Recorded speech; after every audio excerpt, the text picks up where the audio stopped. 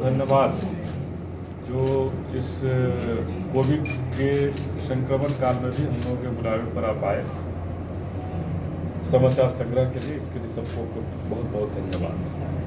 और हम कहना आज जो चाहते हैं कि अभी परसों दिन बीपीएससी का रिजल्ट निकला है।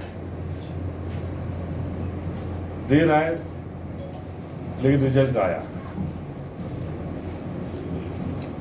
2019 में भी एक रिजल्ट आया था इस बीपीएससी का। तो रिजल्ट आना सबको कहीं ना कहीं एक जिसका हुआ उसको सुखद अनुभव भी देता है कि हमारे बेटा का हमारे बेटी का रिजल्ट हुआ। लेकिन इस रिजल्ट में जो खेल हो रहा है, इस खेल का जवाब कौन देगा यह समझ में नहीं आता है कि इसमें भी खेला हो गया।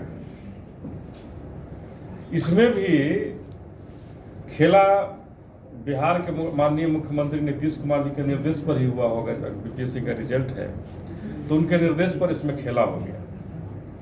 और इसके पीछे वाला में बहुत बड़ा खेला हुआ था, इसमें उससे थोड़ा सा घटा करके खेल। तो हम ये जानना चाहते हैं, आपके माध्यम से पूछना चाहते हैं, बिहार के लोग भी जानना चाहेंगे कि आखिर ये खेल क्यों हो रहा है। आखिर ये खेला क्यों हो रहा है कि जब रिजल्ट निकलता है तो बीसी क्लास और इनका जिनका रिजर्वेशन नहीं है जनरल क्लास, दोनों का एक ही मार्क्स इस बार दिया। हम ये दिखाना चाहेंगे कि इस बार के रिजल्ट में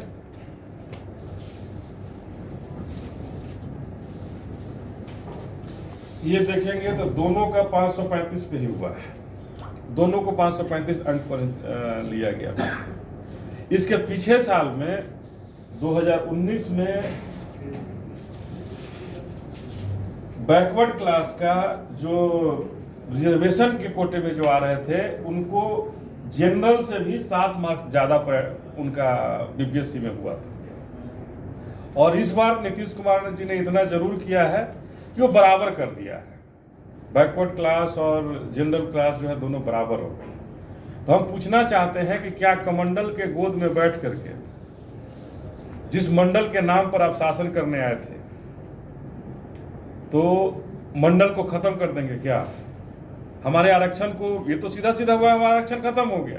पिछले साल जनरल से भी ज्यादा पर हमको आपने लिया और इस बार हमको बराबर कर दिए। तो हमारी आय अभी उतनी नहीं है, हम अभी सबसे पिछड़े ये में हैं, पीछे में हैं, और आपने हमें कैसे बराबर कर दिया? तो नीतीश कुमार जी को आप सामने आकर के इस बात को बतानी चाहिए कि आखिर हम कहां से बराबर हो गए, कैसे बराबर हो गए, आखिर किस भरोसे आपने हमें बराबर कर दिया। ये मंडल और कमंडल, आप कमंडल के साथ बैठ करके मंडल को कैसे भूल गए? मंडल आयोग, ये बाबा साहब का जो आरक्षण का एक संविधान है, उस संविधान के तहत ये बना हुआ है। तो हम कहना चाहते हैं कि ये संविधान के अंदर जो व्यवस्था है उस व्यवस्था को आप नमो व्यवस्था से बदल देंगे क्या? आप नमो व्यवस्था से जो गद्दी पकड़े हुए हैं उस व्यवस्था के लिए आप हमारे अधिकार को छीन लेंगे क्या? और अधिकार को छीन लेंगे और हम लोग कब तक चुप बैठे रहेंगे? अभी कोविड का दौर है, इस पर पुनर्विचार करना पड़ेगा। और अगर नहीं विचार करेंगे तो हम लोग बिहार में, पूरे बिहार में इसके लिए जन आंदोलन खड़ा करेंगे।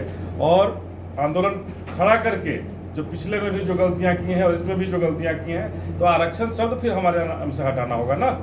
तो संविधान को खत्म कीजिए। और हमारे माननीय नेता विपक्ष से भी आग्रह है।